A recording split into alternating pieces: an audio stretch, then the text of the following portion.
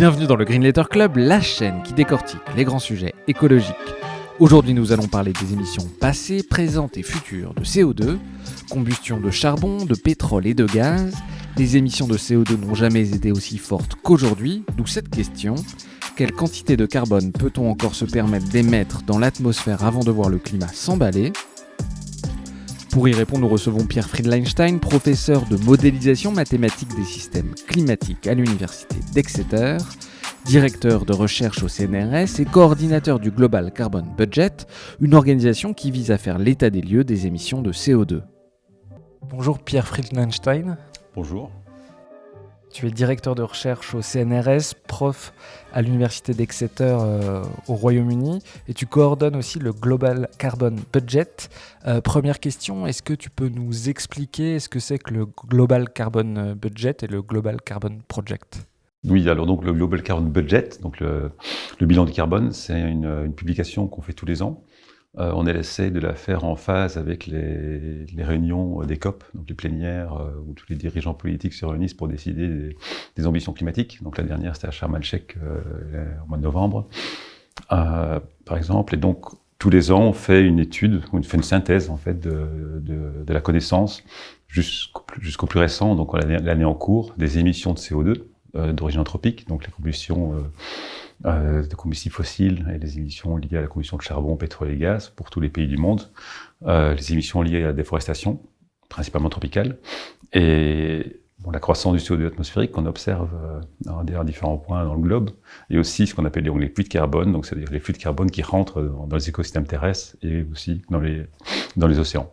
Donc on a un groupe, au total, l'année de la publication, était plus de 100 personnes un peu partout dans le monde qui contribuent avec différentes estimations de ces 5 composantes. Et après, nous, on fait la synthèse, on met tout ensemble et on essaie de résumer ce qui se passe, on en est où en termes d'émissions, en termes de puits, en termes de croissance de CO2, et si on met ça en regard des ambitions politiques de réduire ou de limiter le réchauffement à 1,5 ou 2 degrés, par exemple. Première question, est-ce que tu peux revenir sur l'histoire du CO2 ? Quand est-ce qu'on découvre l'importance du CO2, son rôle dans l'effet de serre, et nous rappeler brièvement ce que c'est que ce mécanisme d'effet de serre ?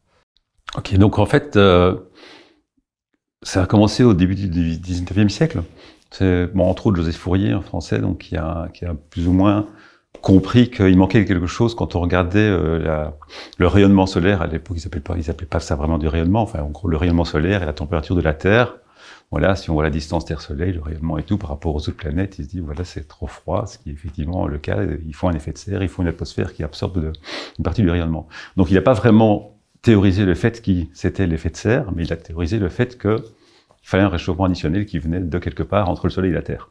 Puis il y a d'autres scientifiques, une scientifique américaine, Eunice Newton Foote, qui en fait la première a fait, c'était 1850 plus ou moins, c'est la première à avoir fait des expériences où elle a mis en évidence qu'effectivement, si une atmosphère, enfin de l'air en gros, avait de la vapeur d'eau ou du CO2, en fait elle absorbait un peu plus l'énergie. À cette époque-là, ils appelaient ça de la chaleur encore, ils ne savaient pas encore les notions de rayonnement infrarouge, etc., mais le concept était là.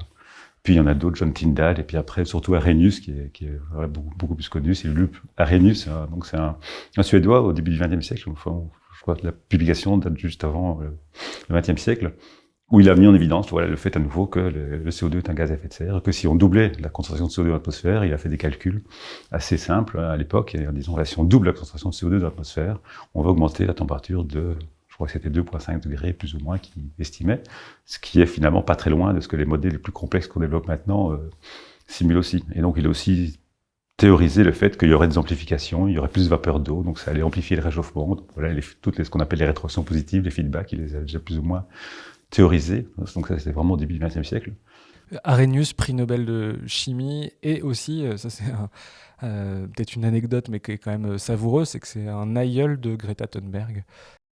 En plus, voilà. Donc voilà, effectivement. Donc après, Bon, il y a la recherche a plus ou moins continué, mais elle a vraiment explosé, je dirais, dans les années 1950, 1960, avec, enfin, d'une part, les mesures de Dave Killing, donc Killing qui était le premier à faire des mesures de CO2 dans l'atmosphère.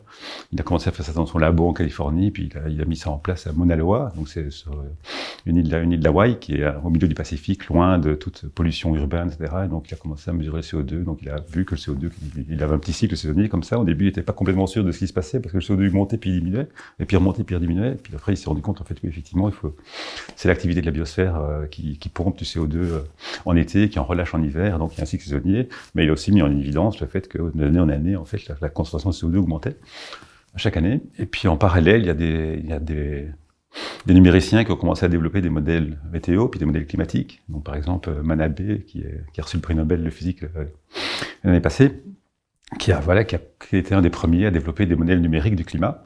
Il a fait des simulations avec ces modèles numériques, également en augmentant la concentration de CO2 et la vérifiant, effectivement, ce qu'Arrhenius avait déjà prédit de manière très simple, que si on met plus de CO2 dans l'atmosphère, c'est un gaz à effet de serre, il absorbe le rayonnement infrarouge réémis par la Terre, donc une partie retourne vers le sol, et donc en fait, ça amplifie le réchauffement, ça augmente la température des basses couches de l'atmosphère, et également aussi de la surface et de l'océan, donc ça induit un réchauffement global. Ça induit aussi un réchauffement de l'océan qui va se propager dans les zones profondes de l'océan, donc ça met du temps, donc ça va aussi impliquer une dilatation de l'océan, donc une élévation du niveau des mers. Tous ces concepts de base ont commencé à être développés dans les années 60, 70, en gros, et puis après ça a continué un peu partout dans le monde à avoir de plus en plus d'évidence et de confirmation numérique, effectivement. Pour bien comprendre l'approche du budget carbone, on va en parler tout à l'heure, il faut analyser les sources d'émissions d'un côté et à l'inverse les puits de carbone. Est-ce que tu peux nous décrire rapidement quelles sont les principales sources d'émissions de CO2 anthropique et à l'inverse quels sont les principaux puits de carbone et qu'on ait des proportions en tête pour voir les grands facteurs qui sont en jeu? Oui, alors actuellement, évidemment, ça évolue au cours du temps. Donc, au début, au 19e siècle, en fait, il y avait la majeure partie des émissions étaient encore liées à ce qu'on appelle le changement d'utilisation des sols, donc la déforestation, donc qui a commencé au Moyen-Âge, mais qui était encore relativement limité, donc il n'y a pas vraiment d'impact sur le CO2 atmosphérique. Et puis après, la révolution industrielle, le développement de la machine à vapeur, le développement du moteur à explosion, on a une demande accrue en combustibles fossiles, donc d'abord en charbon et puis en pétrole, pour alimenter l'industrie qui se développait au cours du fin du 19e siècle et tout le courant du 20e siècle.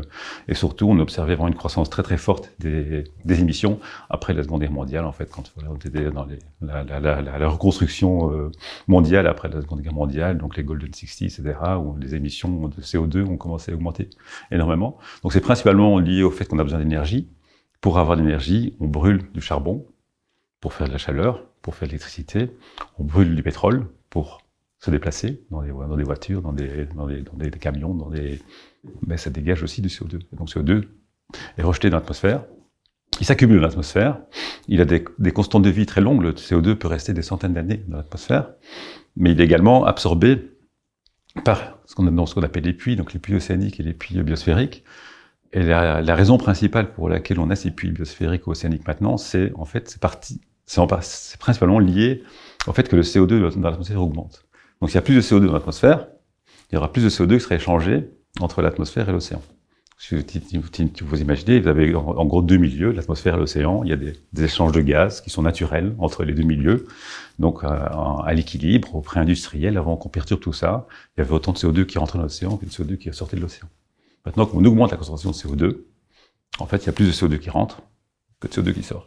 Et donc, le bilan net, c'est un puits de carbone dans l'océan. C'est pareil pour la biosphère continentale, pour les écosystèmes, genre les forêts. À l'équilibre, une forêt pompe du CO2 quand elle croît, et puis après, quand elle meurt, elle se décompose, et la matière organique qui se décompose dans les sols, et ça relâche le CO2. À l'équilibre, c'est plus ou moins nul. Ce qui se passe maintenant, c'est que comme le CO2 augmente, et que le CO2, est nécessaire à la photosynthèse. Pour faire la photosynthèse, pour la croissance des plantes, il faut du CO2, de l'eau et des minéraux. Donc l'eau et les minéraux viennent du sol, le CO2 vient de l'atmosphère. Si on a plus de CO2 dans l'atmosphère, on augmente la croissance de la végétation, ce qui en soi est bien. Et du coup, en fait, cette croissance qui augmente n'est pas directement compensée par les flux de respiration qui vont dans l'autre sens et qui relâchent le CO2. Donc il y a de nouveau un déséquilibre qui est pour le coup bénéfique pour nous, qui est que la biosphère continentale absorbe du CO2. Et donc, quand on fait le bilan global, dans ce qu'on fait dans le Global Grand Budget, on voit qu'en gros, on émet 10 milliards de tonnes de carbone. Parfois, on parle en milliards de tonnes de carbone, les scientifiques, mais alors les politiques, ils parlent en milliards de tonnes de CO2. Donc après, il faut multiplier par 3,6, en gros. Donc, ça fait plus ou moins 40 milliards de tonnes de CO2 qu'on émet. Là-dedans, c'est environ 90% qui viennent de la combustion fossile et 10% qui viennent de la déforestation. Et dans ces 40 milliards de tonnes qu'on émet dans l'atmosphère, il y a environ la moitié, 20 milliards de tonnes qui restent dans l'atmosphère, et le reste est réabsorbé par ces puits de carbone continentaux et océaniques. Et pour l'instant, ils ont un rôle plus ou moins comparable, donc c'est plus ou moins 50-50. Donc voilà, pour faire un schéma très simple, on émet 100%, il y a 50% qui est dans l'atmosphère, il y a 25% qui rentrent dans la biosphère continentale, et il y a 25% qui rentrent dans l'océan. On va commencer par parler des émissions de CO2. Est-ce que tu peux nous dresser un tableau de l'évolution des émissions de CO2 depuis la période pré-industrielle, là où on a commencé à en émettre de plus en plus? Est-ce qu'il y a des phases qui se distinguent en termes d'émissions? Est-ce qu'il y a des moments où on a émis beaucoup plus que d'autres? Oui, donc en gros, comme je disais, donc tout a commencé en gros aux environs des années 1850, quand on a développé la machine à vapeur et qu'on a commencé à avoir besoin de pétrole et de charbon, enfin d'abord de charbon puis de pétrole pour alimenter la machinerie industrielle. Donc jusqu'en, je dirais, 1950, les émissions étaient croissantes, mais relativement lentement. Voilà, on était à l'ordre de alors, il ne faut pas que je me trompe de mes unités, donc en gigatonnes, on était de l'ordre d'une gigatonne de carbone, environ, lié à la combustion d'énergie fossile. C'était plus ou moins comparable en fait à l'activité de déforestation. Et puis ça a continué à augmenter, donc comme je disais déjà tout à l'heure, ça a augmenté très rapidement dans les années 50-60. Puis après, la deuxième croissance très forte, a commencé dans la fin des années 90, début des années 2000, avec la croissance quasi exponentielle de l'économie chinoise. Et donc, les émissions chinoises ont augmenté d'un facteur de 3 ou 4 en l'espace de 15 ans. Donc maintenant, la Chine est le premier pays en termes d'émissions de CO2, devant les États-Unis. Oui, je crois que 31%, si on regarde aujourd'hui, en 2021, voilà, si on regarde aujourd'hui, c'est à peu près 31% pour la Chine. Un peu moins de 20% pour les États-Unis, et environ une dizaine de pourcents pour l'Europe et pour l'Inde. Voilà, en gros, oui, c'est ça, ouais. Mais voilà, la Chine a une population qui est 3 fois celle des États-Unis globalement. Donc, si on parle en émissions par habitant, ce qui est après un autre débat. Voilà. C'est sûr que l'atmosphère, ce qui importe là pour l'atmosphère, c'est les émissions totales. Mais ce qui nous importe nous, tout un chacun, en termes de réduction d'émissions, c'est un peu les émissions par habitant. Et là, on voit que les États-Unis émettent en moyenne plus de 2 fois plus que les Chinois. Maintenant, les émissions chinoises par habitant sont comparables aux émissions européennes. Mais les émissions américaines sont encore nettement supérieures. Quand on regarde les études que vous avez pu faire, il y a quelque chose qui saute aux yeux quand même, c'est que, si je reprends les chiffres de vos études, c'est que 70% des émissions de CO2 anthropiques ont été émises depuis les années 60 et que 33% des émissions anthropiques ont été émises depuis les années 2000. Ça veut dire que, en fait, bien qu'on sache aujourd'hui qu'il faille réduire nos émissions, en fait, on continue chaque année d'émettre de plus en plus d'émissions de CO2 dans l'atmosphère. Oui, oui, au premier ordre, c'est exact, oui. Alors après, si on regarde dans le détail, c'est un peu plus compliqué, comme toujours. Donc par exemple, on voit qu'en 2020, on a réduit les émissions à cause de la crise Covid mondiale. Mais malgré tout, les émissions en 2020... De quel ordre ? Voilà, 5%. 5%. On a l'impression que tout s'est arrêté pendant des mois et des mois. Les émissions globales n'ont diminué que de 5%, ce qui fait au final pas beaucoup.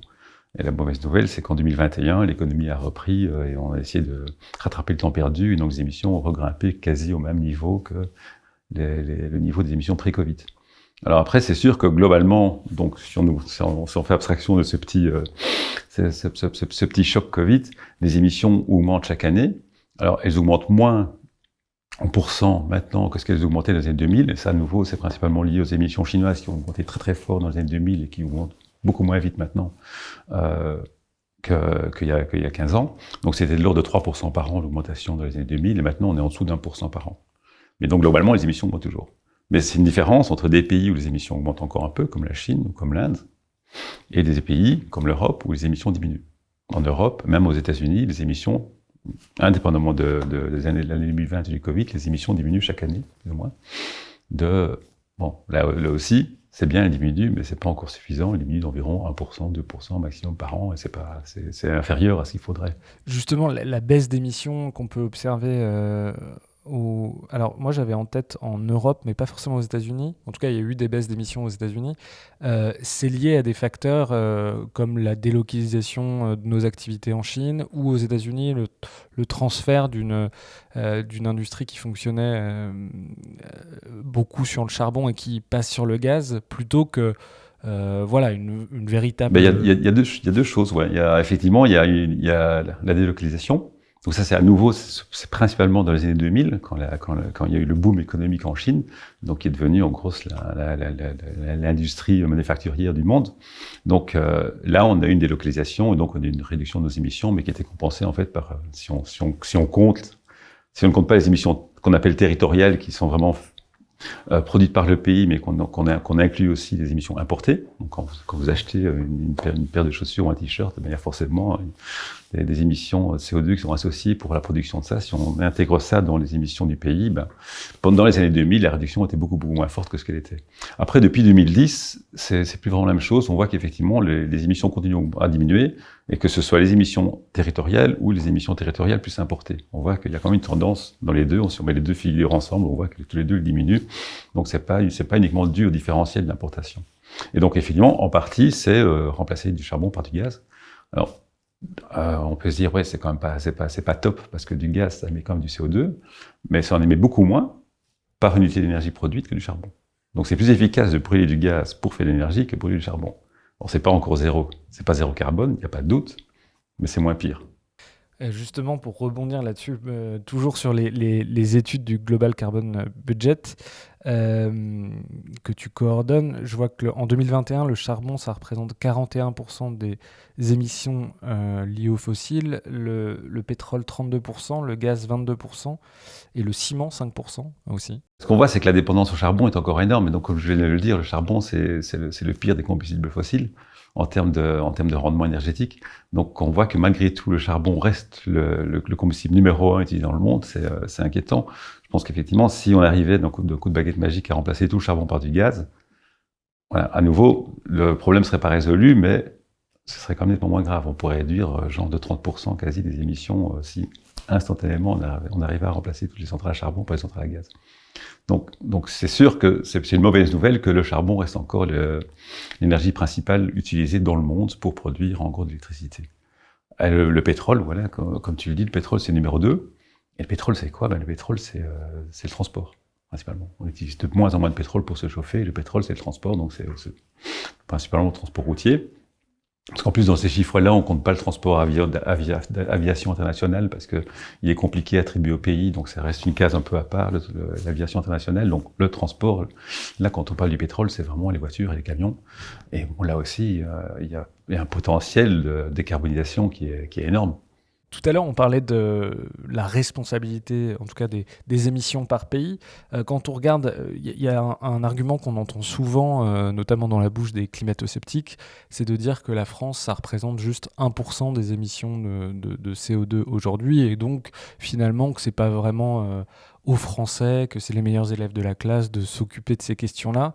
Historiquement, quelles sont les responsabilités justement des pays sur les émissions de CO2 ? Alors historiquement, si on fait le cumul des émissions, donc depuis le début, depuis 1750 ou 1800, si on fait des émissions cumulées, voilà, le numéro 1, c'est les États-Unis.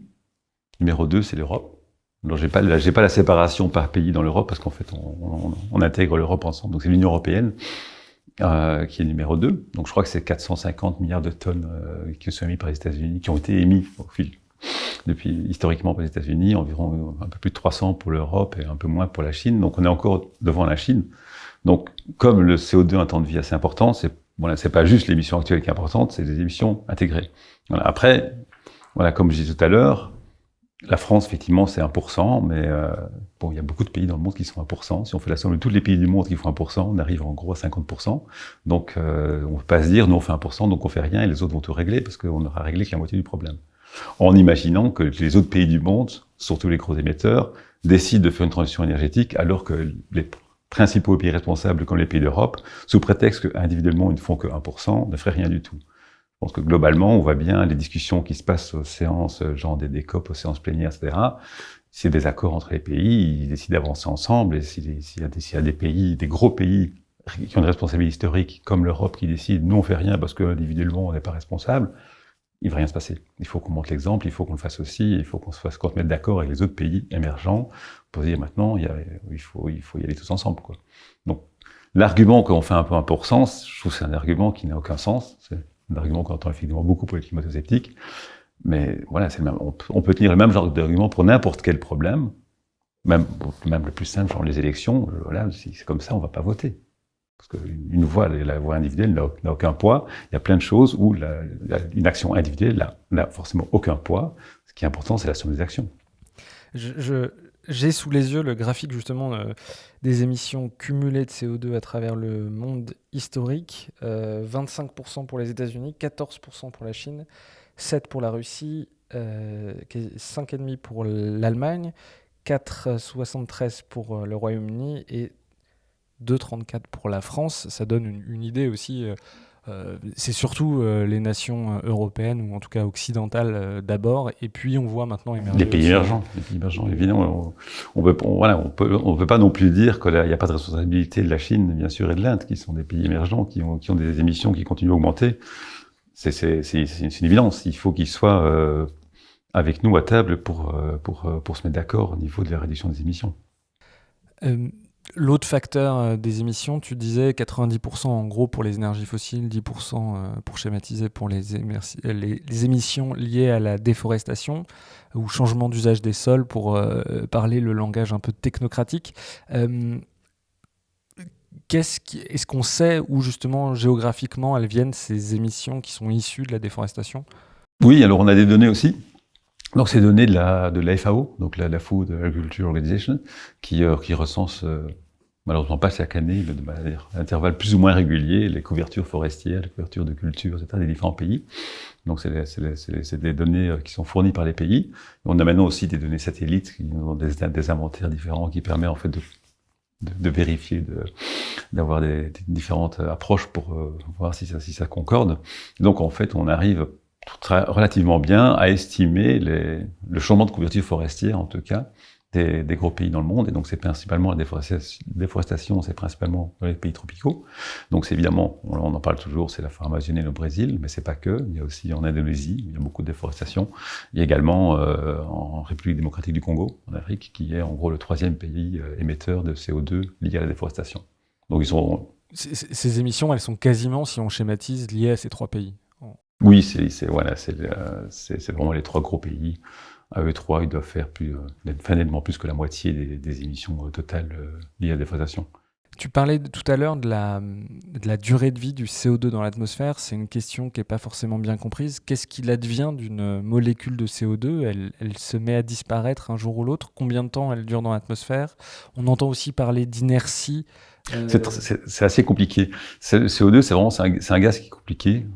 La plupart des gaz sont assez simples. On émet du méthane dans l'atmosphère. Le méthane, il est principalement oxydé il réagit avec une molécule qu'on appelle l'hydroxyle, c'est du OH, et donc c'est le principal puits de méthane dans l'atmosphère. Et donc on peut calculer à partir de la concentration en OH, en hydroxyle dans l'atmosphère, c'est quoi le temps de vie du méthane. En gros, c'est 10 ans. C'est simple. Le CO2, c'est beaucoup compliqué parce qu'il est recyclé très rapidement.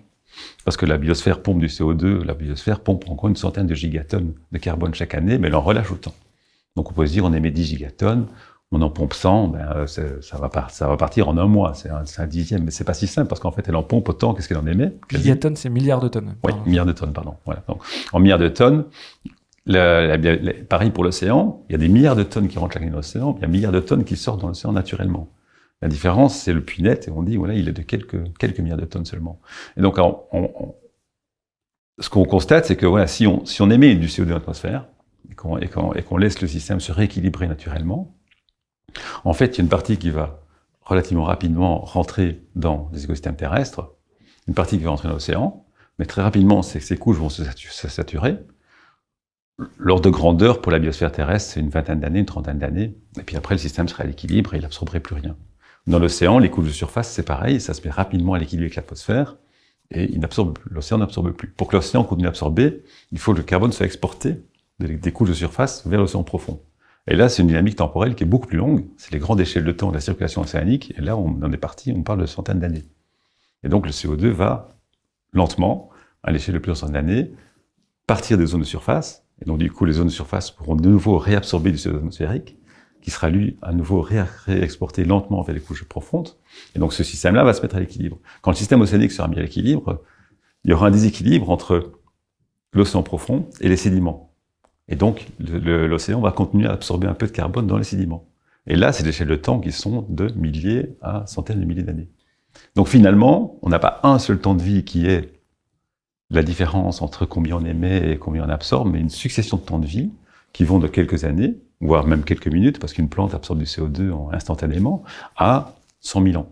Et donc, on fait l'intégrale de tout ça ensemble, et on voit qu'en gros, si on émet du CO2 maintenant, eh ben, au bout de environ 1000 ans, il resterait encore de l'ordre de 15-20% du CO2 qu'on a émis.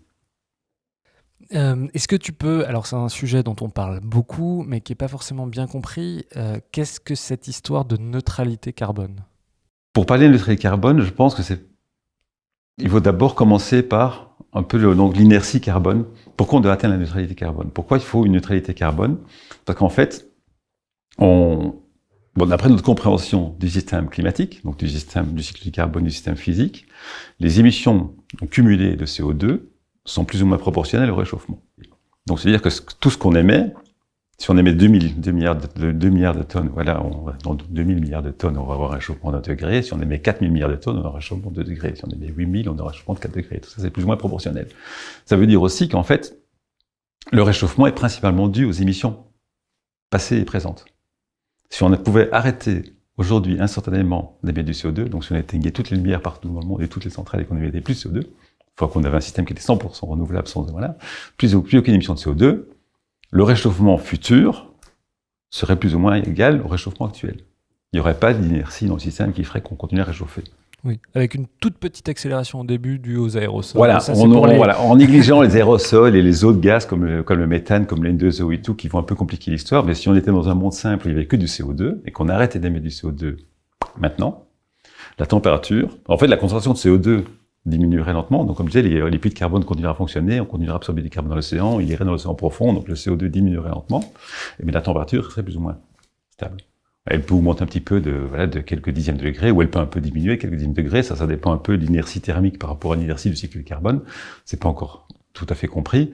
On fait des recherches, on utilise des modèles numériques comme des modèles climatiques pour essayer de comprendre, mais en gros, l'ordre de grandeur, ça va pas changer des masses. Donc si on arrivait à stabiliser les émissions, arrêter les émissions, on arrive à 1,5 degré, on continue à mettre un peu maintenant, on émet de moins en moins, et qu'on arrive à ne plus émettre zéro carbone, on arrive à 1,5 degré, le climat resterait plus ou moins à 1,5 degré.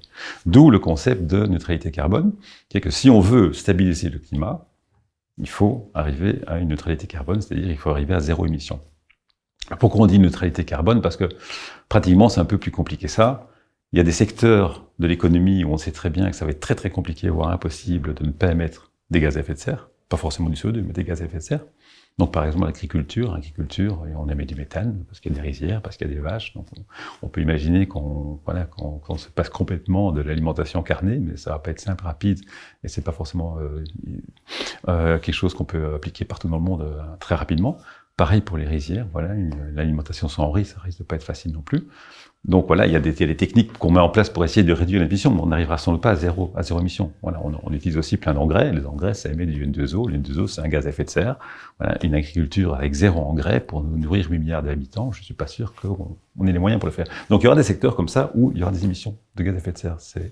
C'est quasi assuré dans les 20 prochaines années. Donc il y aura des émissions qu'on appelle des émissions résiduelles pour certains secteurs où on n'a pas de solution. Donc ça veut dire qu'il faut, si on veut arriver à stabiliser le climat, il faut que globalement, on soit neutre en termes d'émissions de gaz à effet de serre. Donc si on a des secteurs dans lesquels on émet, il faut qu'on ait d'autres secteurs dans lesquels on ait ce qu'on appelle des émissions négatives. Donc ça veut dire qu'on retire du CO2 de l'atmosphère.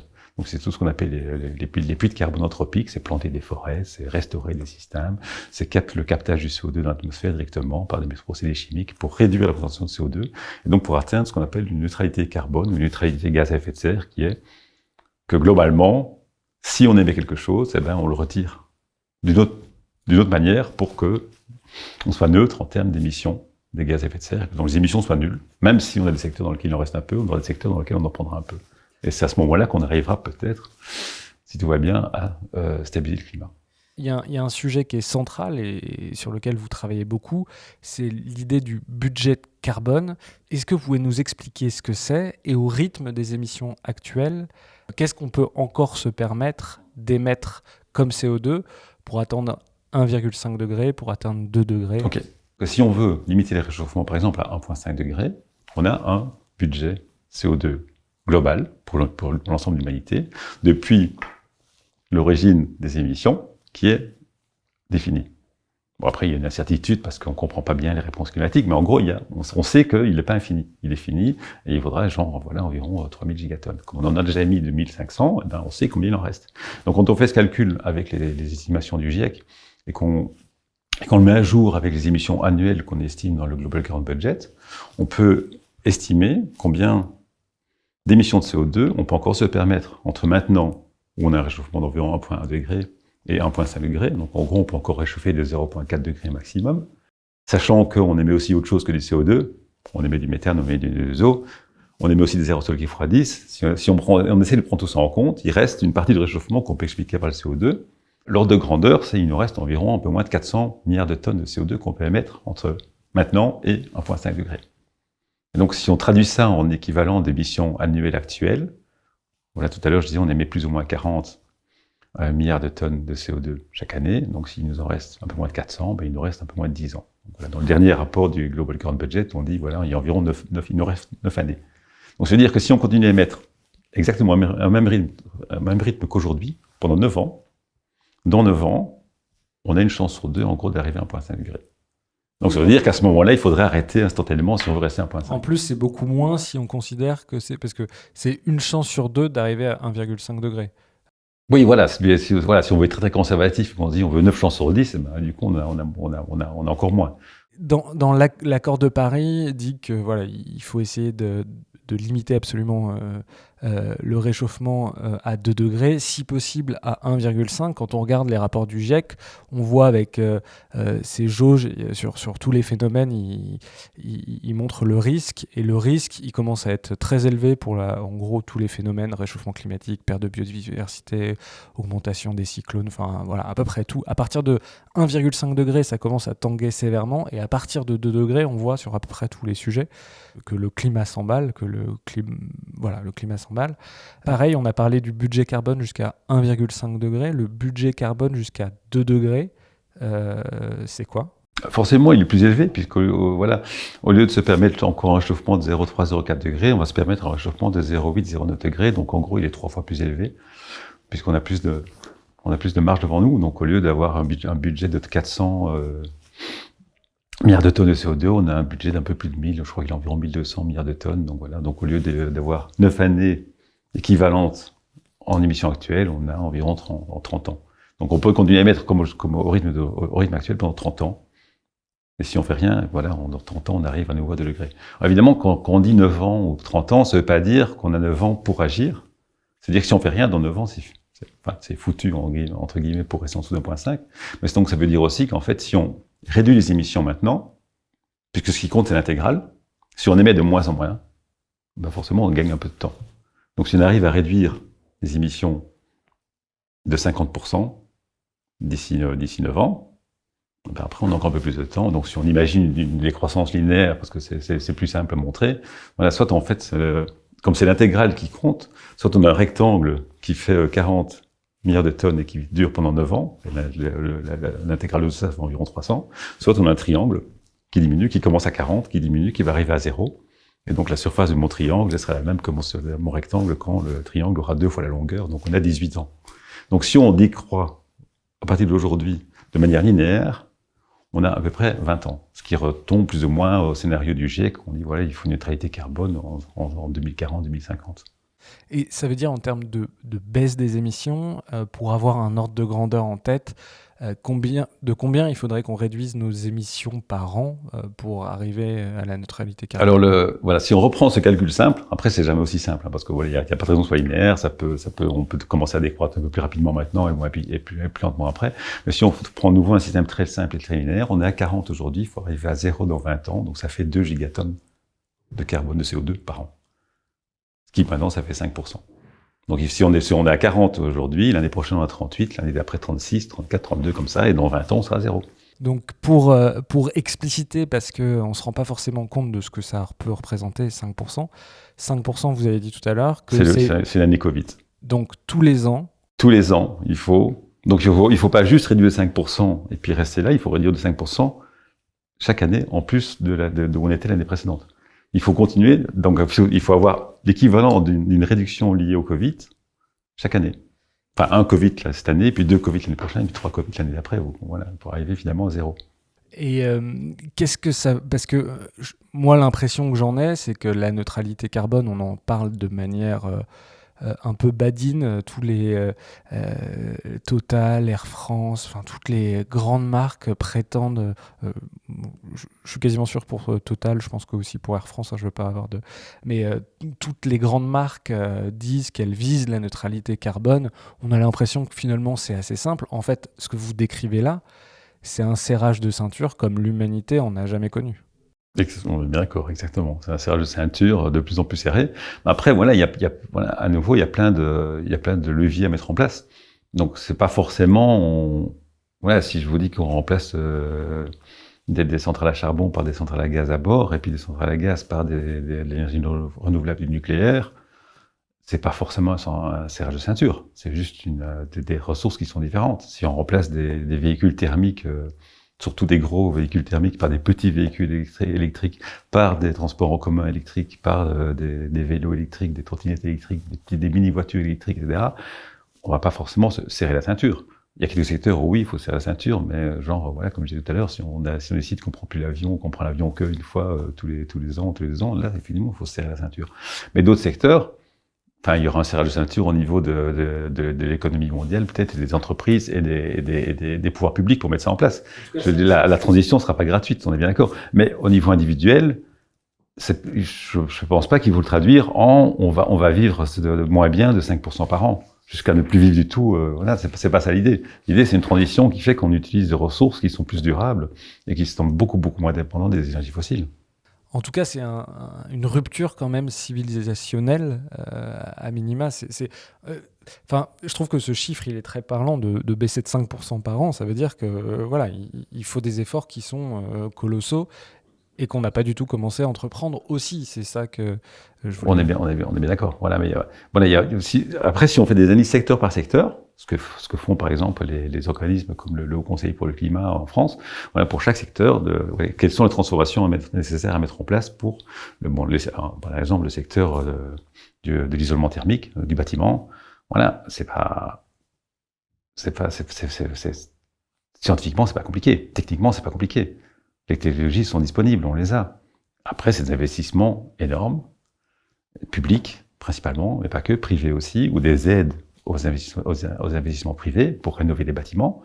Et ça prend du temps, parce qu'on a des millions de bâtiments en France, et dans le monde encore plus, et donc il faut après la mise en œuvre de la rénovation thermique. Et on a des passoires thermiques pour l'instant qui sont rénovés à un rythme qui n'est pas du tout compatible avec ce qu'on doit faire. Transformation du transport aussi, on en a discuté rapidement. Voilà, c'est à nouveau... Voilà, après, on va dire, il y aura peut-être des problèmes liés au fait qu'il faudra de plus en plus de minéraux, etc. Mais bon, c'est incomparable avec le besoin actuel qu'on a en énergie fossile. On voit souvent des climato-sceptiques ou des technosceptiques qui disent oui, mais de toute façon, on aura besoin de plein de lithium et de cobalt. Voilà, l'ordre de grandeur est infiniment plus faible que ce qu'on a besoin actuellement de charbon et de pétrole. Donc, c'est aussi une chose qu'on entend souvent et qui sème un peu la confusion dans ces débats dès qu'on parle d'émissions de CO2. C'est la question du volcanisme. Est-ce que c'est un facteur qui aujourd'hui, qui dans les 100 dernières années, a eu une incidence forte dans la concentration de CO2 ? Non, alors l'ordre de grandeur, je crois que c'est 1/100 des émissions anthropiques actuellement. Là, les émissions anthropiques, on est à 10 milliards de tonnes par an. Les émissions volcaniques, c'est de l'ordre de 0,1. Voilà. Et elles sont globalement plus ou moins constantes. On ne voit pas d'augmentation massive de l'activité volcanique. Donc, c'est ce que régulièrement des climato-sceptiques ou des carbone-sceptiques, si vous voulez, disent non, de toute façon, c'est pas l'humain, c'est pas l'humanité, c'est pas nous, c'est les volcans. Voilà, il faut qu'ils m'expliquent pourquoi tout à coup, depuis le début du 19e siècle, enfin le milieu du 19e siècle, comme par hasard, tout à coup, les volcans ont commencé à s'emballer et émettre de plus en plus de CO2. Voilà. Après, on a plein d'autres facteurs, des évidences observationnelles qui nous montrent que c'est juste pas possible, c'est pas les volcans. On voit que la concentration d'oxygène diminue dans l'atmosphère. Bon, c'est très faible, il diminue un petit peu dans l'atmosphère l'oxygène. Pourquoi? Parce que quand on brûle des combustibles fossiles, on consomme de l'oxygène. Voilà. Pour faire du feu, il faut consommer de l'oxygène. Voilà.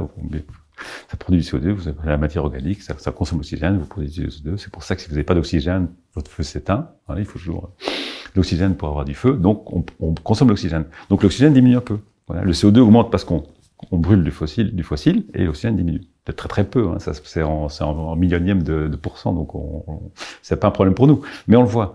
Si c'était des émissions uniquement liées à un dégazage de CO2 volcanique, ça n'aurait aucun impact sur l'oxygène, et l'oxygène ne diminuerait pas. Donc, c'est évident que c'est pas le volcan. On a parlé donc des émissions de CO2 assez largement et en détail. On a parlé du budget carbone. On va parler aussi des puits de carbone. C'est intéressant. Donc on a dit que les puits de carbone, c'était l'océan et la biosphère. Si on parle de l'océan, comment ça fonctionne, le puits de carbone de l'océan? Est-ce que vous pouvez nous expliquer? Oui, donc voilà, pour pas trop rentrer dans les détails, en gros, l'océan, donc comme je disais tout à l'heure, l'océan de surface a beaucoup de carbone, c'est du CO2 dissous, donc qui vient de l'atmosphère, qui se dissout dans l'océan. Et après, il y a la chimie, donc des carbonates, donc la chimie inorganique dans l'océan, qui transforme le CO2 en carbonate, en bicarbonate, et puis après, il y a une partie qui est aussi utilisée par les organismes marins, par la biosphère marine, pour faire des coquilles, organismes calcifiants, donc voilà, qui font en gros, comme du plancton. Du plancton, du phytoplancton, et puis du zooplancton, et puis des organismes supérieurs. Donc, ce CO2 qui est dans l'atmosphère, en fait, c'est vraiment un échange du diffusif. Donc, c'est la diffusion entre deux milieux, entre l'atmosphère et l'océan. Si la concentration de CO2 est plus élevée dans l'atmosphère, au niveau de la surface océanique, que dans la couche de surface de l'océan, il y a une diffusion qui rentre le CO2 rentre dans l'océan. C'est un peu, si vous voulez, comme une bouteille de coca, mais dans l'autre sens. Quand vous ouvrez une bouteille de coca, en fait, il y a du CO2 qui est en surpression, si vous voulez, dans le liquide, dans le coca, et quand vous ouvrez, en fait, il se dégage, ça fait des bulles, et les bulles sortent, et le CO2 va dans l'atmosphère parce qu'il y a plus de CO2 dans la bouteille, dans le liquide Coca-Cola, ou dans votre eau gazeuse, votre Perrier, pour citer une autre marque, comme ça on ne cite pas qu'une seule marque. Donc voilà, qu'il y a plus de CO2 dans le liquide que dans l'atmosphère ambiante. Et voilà, nous, ici, c'est le contraire, il y a plus de CO2 dans l'atmosphère ambiante, à cause des émissions fossiles qui font que le CO2 augmente dans l'atmosphère, il y a plus de CO2 dans l'atmosphère ambiante que dans la couche de surface de l'océan. Donc le CO2 rentre tout doucement, par diffusion, molécule par molécule, comme ça, il rentre dans l'océan. Et puis après, quand il est dans l'océan, donc il rentre on voit tous ces mécanismes de chimie inorganique dont des carbonates se mettent en place. La circulation océanique est très importante aussi. Donc c'est principalement ce qu'on voit, c'est qu'en fait on a ce qu'on appelle les couches de formation d'eau profonde qui sont dans les hautes latitudes, donc aussi bien dans l'Atlantique Nord que dans l'océan austral, autour de l'Antarctique, où en fait on a des zones où les masses d'eau plongent de la surface vers les zones profondes. Pourquoi? Parce qu'elles sont plus denses, parce qu'elles arrivent dans des régions où ils sont plus froids, elles sont plus salées, parce qu'elles sont plus froides, donc elles commencent à plonger. Et donc c'est forme ce qu'on appelle la circulation océanique, comme la circulation thermohaline. Dans l'Atlantique Nord, on a en gros les eaux qui remontent vers les hautes latitudes, puis elles plongent, et puis dans les couches profondes, elles retournent vers les tropiques, et dans les tropiques, elles remontent vers la surface. Donc on a des zones dans les hautes latitudes où les eaux plongent, et donc elles emmènent le CO2 avec elles quand elles plongent. Donc ça veut dire qu'à la surface, il y a toujours une dépression, si vous voulez, en CO2 qui permet que le CO2 continue à rentrer de l'atmosphère. Par contre, dans les zones tropicales, ce qu'on appelle les zones d'upwelling en anglais, où on a des remontées d'eau profondes, comme dans le Pacifique équatorial, là c'est le contraire, en fait, on a des masses d'eau qui remontent vers la surface, elles sont chargées en nutriments, elles sont chargées en CO2, et donc on arrive à avoir des eaux de surface dans les régions tropicales qui ont des concentrations en CO2 qui sont plus élevées que l'atmosphère, et donc elles relâchent du CO2. Alors ce système-là, il est naturel, il a toujours existé, mais maintenant on l'amplifie. en ayant forcément plus de CO2. Donc, comme on a plus de CO2 dans l'atmosphère, on va augmenter le flux qui peut rentrer et on va un peu réduire le flux qui veut sortir, puisque la différence de concentration entre ces zones qui reviennent des couches profondes qui sont chargées en carbone, elles vont rencontrer une atmosphère qui a un CO2 un peu plus élevé, donc ça va un peu réduire les échanges, puisque la différence de pression partielle entre l'océan et l'atmosphère va être un peu réduite.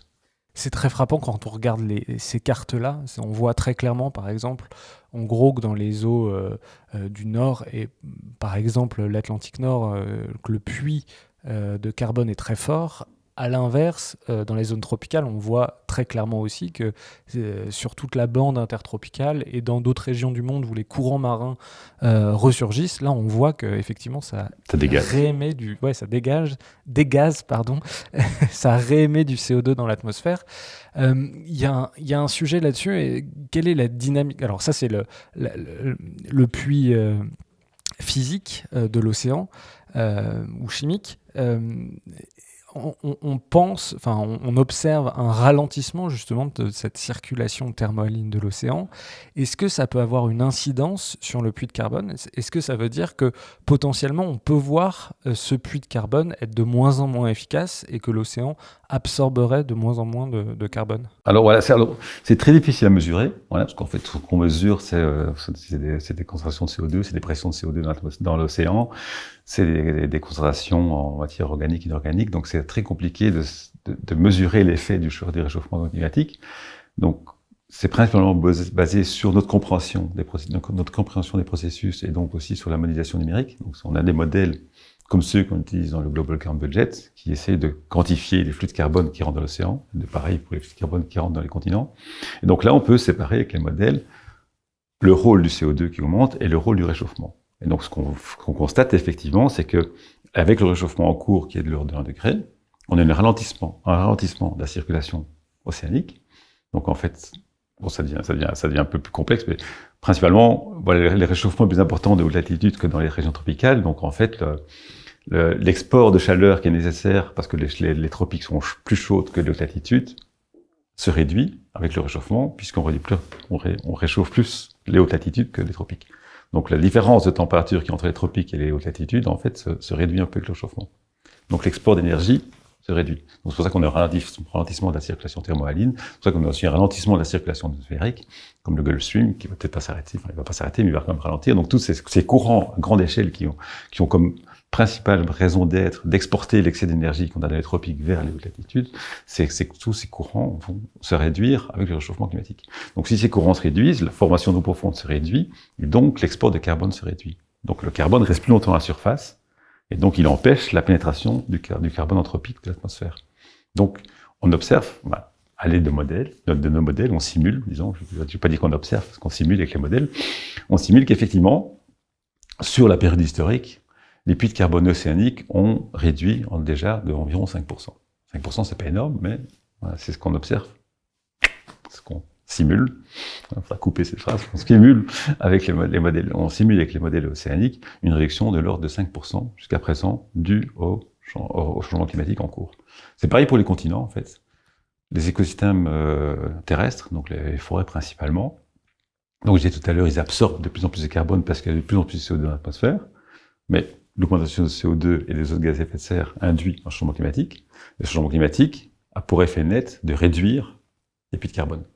C'est principalement lié au niveau de la biosphère continentale, c'est principalement lié en fait à la décomposition du carbone et de la matière organique dans les sols. Et si on réchauffe la surface, on réchauffe les sols. Si les sols sont plus chauds, la décomposition microbienne augmente. En fait, c'est un peu l'analogie simple, c'est un frigo. Vous mettez vos aliments dans un frigo parce qu'ils vont se conserver plus longtemps que si vous les laissez dehors. Parce que plus il fait chaud, plus l'activité microbienne ou bactérienne augmente. Donc si vous augmentez la température d'un sol, les microbes vont commencer à s'activer beaucoup plus, il y aura plus d'échanges, ils seront plus réactifs et vont décomposer beaucoup plus rapidement la matière organique. Donc depuis qu'on réchauffe la Terre d'environ 1 degré, à nouveau, avec nos modèles de biosphère continentale, on simule une réduction de l'efficacité des puits d'environ 15% pour le coup. C'est plus élevé que pour l'océan, c'est plus grave. C'est environ 15% de réduction due au réchauffement climatique pour la biosphère continentale et c'est environ 5% pour les océans.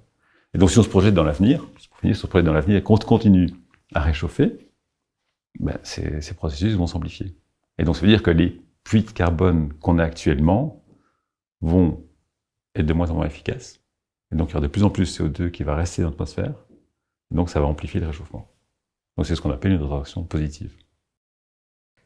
Donc on a parlé du puits de carbone de l'océan, du puits de carbone de la biosphère. Il y a aussi le puits de carbone biologique de l'océan, c'est-à-dire qu'il y a un processus chimique qu'on a abondamment développé, mais il y a aussi une pompe biologique. Est-ce que vous pouvez nous expliquer ce que c'est que cette pompe biologique, donc qui fait partie des 26% de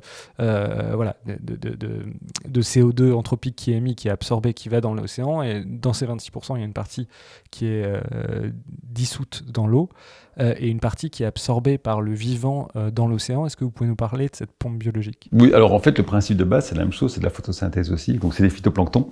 Donc ils vont aussi capter le CO2 et avec l'énergie lumineuse, donc dans ce qu'on appelle la zone photique, dans les couches de surface, ils vont se développer.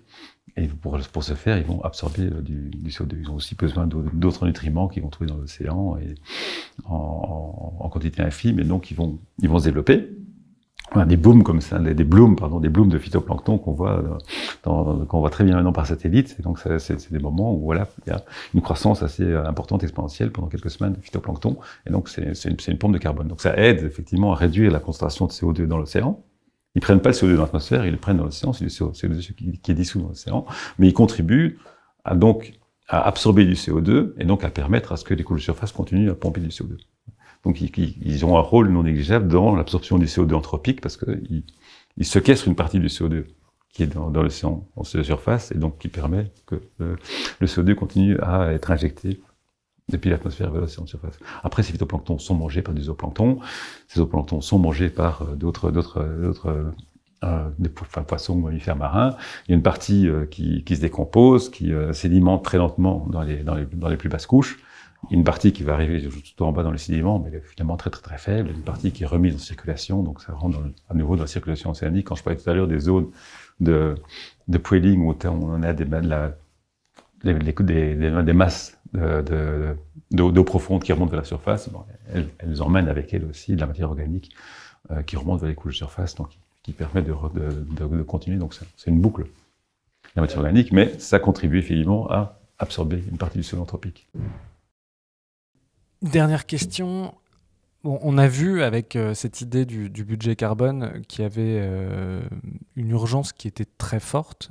Tu disais 9 ans pour atteindre les 1,5 degrés, une trentaine d'années pour atteindre les 2 degrés. Est-ce qu'il y a un message que tu voudrais adresser aux gens qui nous écoutent, quelque chose qu'on n'aurait pas abordé, ou simplement un message que tu aimerais adresser aux gens qui nous écoutent et qui ont compris l'importance des sujets qu'on a évoqués et aussi l'urgence des sujets d'émission? Je pense que le message principal, c'est que chaque milliard de tonnes émis compte. Et donc chaque milliard de tonnes non émis compte également. Donc voilà, tu dis 9 ans, donc moi je pense que voilà, pour de manière un peu moins alarmiste, si on arrive à réduire les émissions, on doit arriver à zéro dans environ 20 ans. Donc c'est pas genre on n'a plus que 9 ans pour agir, on a en gros 20 ans pour agir, mais il faut commencer tout de suite. Il ne faut pas attendre 9 ans. Voilà. 9 ans, c'est 9 ans si on fait rien, et voilà, dans 9 ans, c'est foutu. Donc, voilà. Alors, il y a les choses importantes à retenir, c'est que, voilà, 20 ans, c'est pour rester, dans le meilleur des cas, en dessous d'1,5. Après, si on n'arrive pas à 20 ans, qu'on met un peu plus de temps, qu'on n'arrive pas à 1,5 degré, qu'on arrive à 1,6 degré, c'est peut-être pas la fin du monde. Voilà. Voilà, c'est pas genre, le système climatique est pas complètement non linéaire, et tant qu'on est en dessous d'1,5, tout va bien, et si on est au-dessus d'1,5, rien ne va plus. Voilà. On a déjà plein d'exemples actuels où il y a déjà des problèmes majeurs liés au changement climatique. À nouveau, voilà, les vagues de chaleur cet été, les inondations massives, qu'on a eu au Pakistan également. Voilà, il y a déjà des régions où elles sont fortement affectées déjà actuellement. Donc c'est pas comme si maintenant on est à 1,1 et tout va bien. Non, donc voilà, il faut agir le plus rapidement possible. Il faut donner un objectif qui est ambitieux, le plus ambitieux possible. Mais il faut pas se dire si on rate l'objectif, tout est foutu. Voilà. Ouais, il y a sur voilà, dans les réseaux sociaux, on voit de plus en plus de cette idée un peu que il y a plus rien à faire, c'est foutu. Donc, ce qu'on appelle un peu le doomisme en anglais, les doomistes qui disent voilà, de toute façon, on est foutu. On peut plus rien faire. C'est trop tard. Les systèmes vont s'emballer et quoi qu'il arrive, non, c'est pas vrai. Je pense que il est plus que temps d'agir. Voilà.